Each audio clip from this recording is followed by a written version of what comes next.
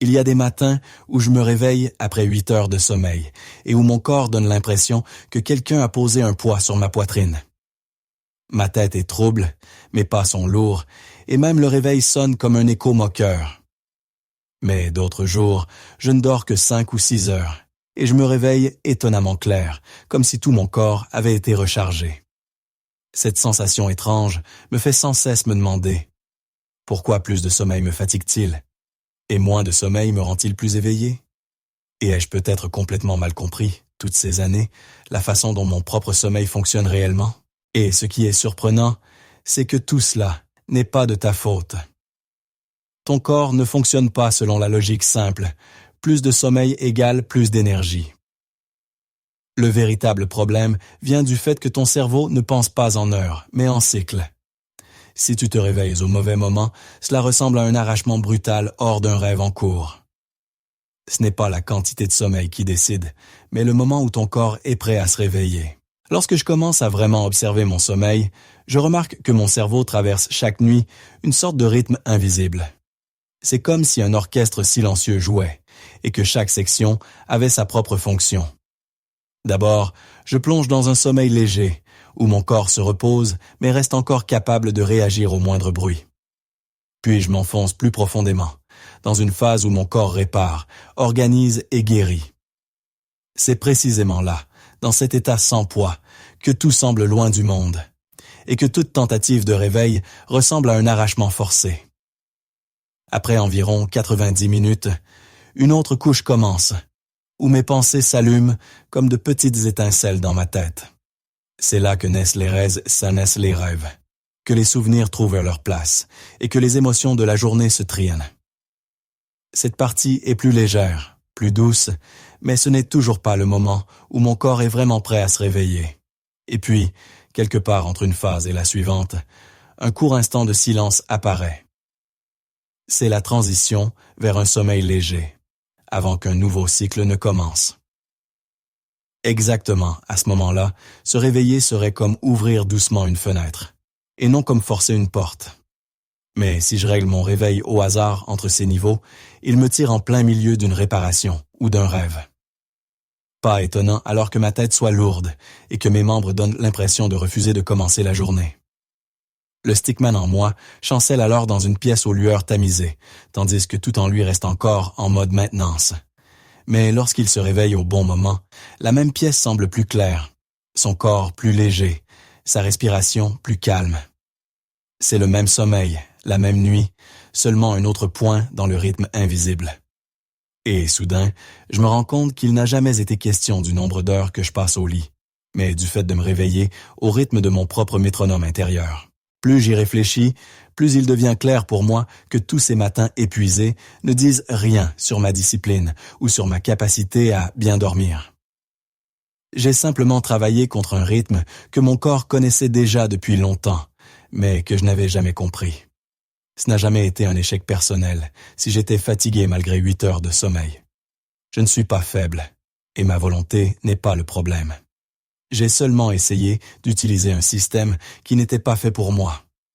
Et au moment où je comprends que mon corps n'a pas besoin de plus de sommeil, mais du bon moment pour se réveiller, cette pression silencieuse en moi se dissout. Je réalise que je ne suis pas cassé.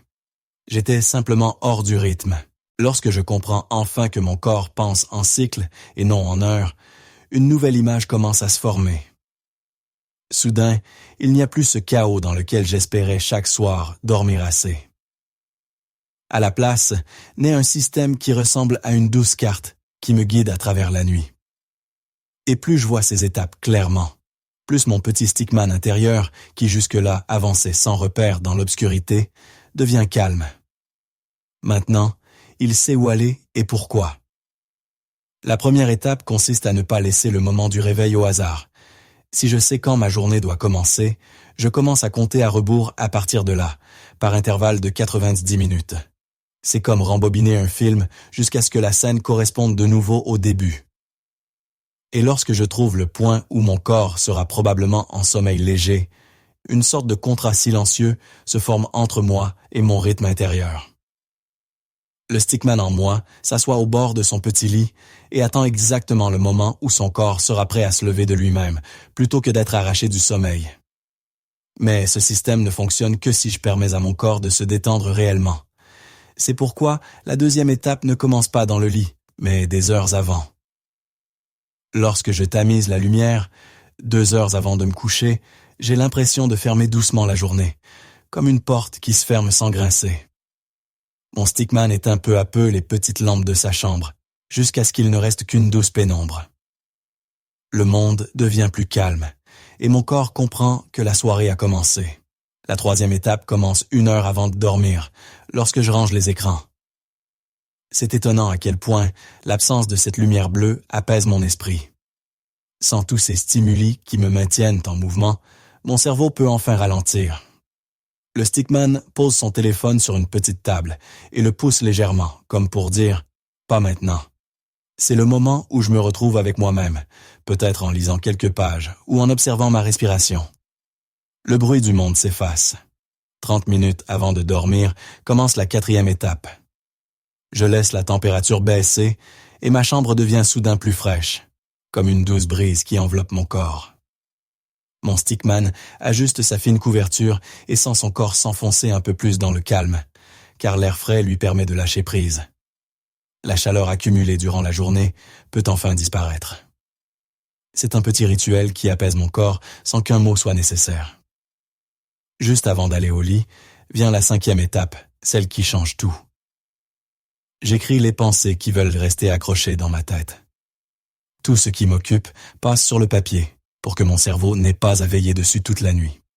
À cet instant, mon stickman s'assoit à un petit bureau et dépose chaque souci comme une pierre après l'autre, jusqu'à ce que la charge sur ses épaules devienne nettement plus légère. Ce n'est qu'une fois le dernier souci posé qu'il se lève, s'étire et va se coucher avec une tranquillité qu'il ne connaissait pas auparavant. La dernière étape se produit le matin. Je ne me réveille pas avec un choc, mais avec la lumière. Lorsque la clarté rampe lentement dans ma chambre, j'ai l'impression que quelqu'un ouvre doucement le rideau d'un nouveau jour. Mon stickman relève délicatement la tête, non pas par peur, mais par curiosité. Et lorsqu'il bouge son corps, ne serait-ce qu'un petit peu, la journée commence sur un ton différent. Pas de lutte, pas de lourdeur, mais un début silencieux qui permet à mon corps de s'éveiller réellement. C'est ce rythme qui fait toute la différence. Et une fois que je l'ai trouvé, chaque matin commence avec un corps qui ne travaille pas contre moi, mais avec moi. Quand je repense à mes anciennes nuits, je réalise combien de fois j'ai fait exactement les choses qui rendèrent mon sommeil plus fragile et silencieux. J'attendais de mon corps qu'il se répare immédiatement, alors même que je l'avais inondé de lumière et de stimuli jusqu'à la dernière minute. Souvent, j'essayais de tout changer d'un coup, plein de résolution et de pression, pour finalement me réveiller déçu le lendemain matin parce que rien ne se passait comme je l'avais imaginé. Parfois, je croyais même que quelques minutes sur mon téléphone ne feraient pas une grande différence, alors qu'elles volaient, précisément, le calme dont mon esprit avait besoin.